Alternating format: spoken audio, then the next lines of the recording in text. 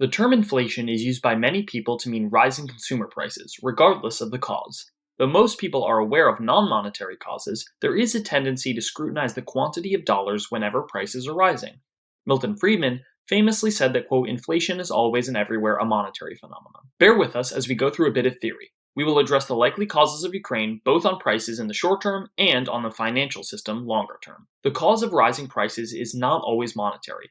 Before COVID, we wrote a lot about mandatory useless ingredients. This is when regulators and taxators force producers to add things to their products, which buyers do not care about and often do not know about. There has been a steady march of added useless ingredients over the decades. But, like watching a child grow taller every day, you may not always think about the big change compared to 5 years ago, or 50 years ago in the case of useless ingredients. It'd be very difficult to estimate how much useless ingredients have added to the prices of each good. How much do all the required airbags add to the cost of every new car? How many costs are added by all the emissions gizmos and safety devices? The same is going on in the fuel you pump into your car, the tires you drive on, and everything you put in the truck when you go shopping.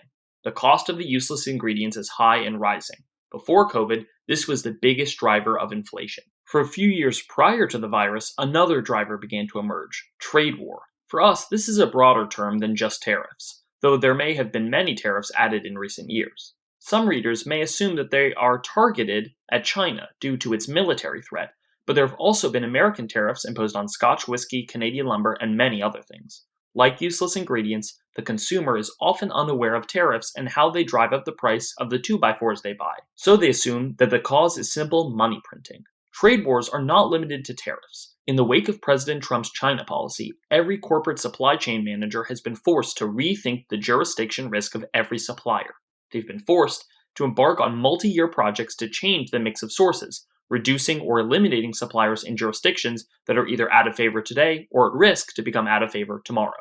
Intel and TSMC are both building additional factories in the US at a cost of perhaps $100 billion. This stupendous sum is necessitated by trade war. Pre-Trump, this cost would not have been incurred. In the meantime, something is occurring which would have been inconceivable previously. There are chronic shortages of computer chips, also chicken wings, onion rings, and a myriad of other things. And this leads to a phenomenon that would be curious if it were a simple case of money printing. Prices are at once both lower and higher. Growers of chickens are getting less per bird, while consumers are paying more. Canadian timber growers are getting paid less, while American home builders are paying more.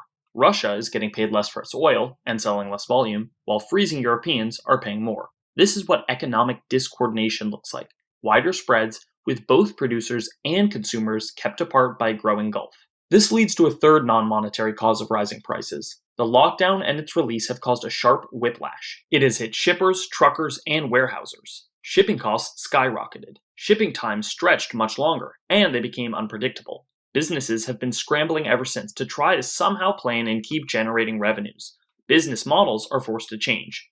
Take car dealerships. In the old model, they had vast inventories on their lots. They could move it by offering incentives to buyers and sales staff.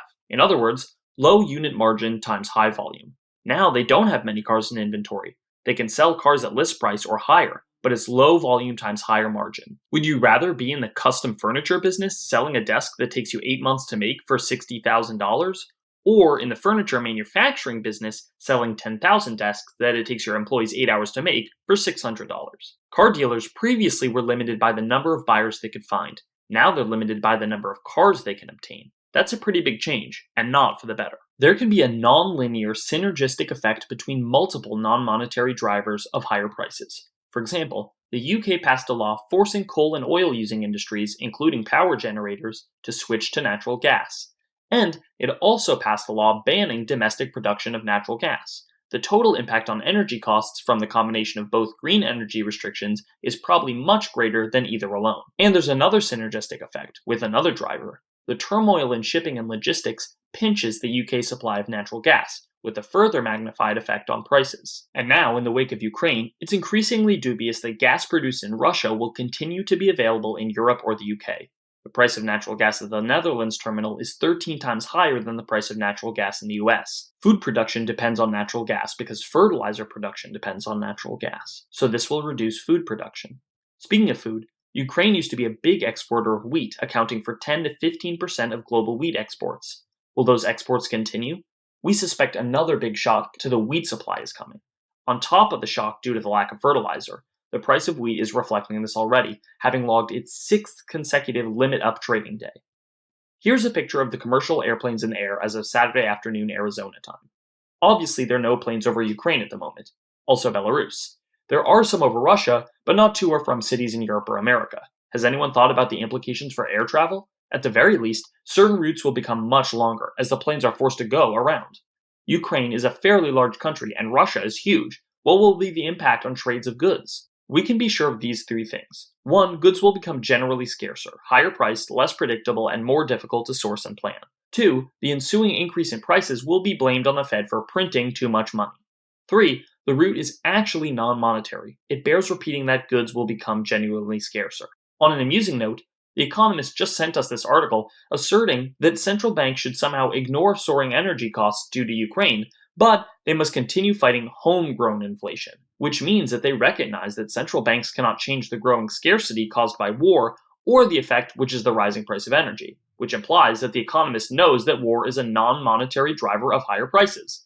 But The Economist doesn't realize that the other causes of rising prices are also non-monetary. Make sure to check out part 2 of this series at monetary-metals.com and subscribe to our YouTube channel. See you next time.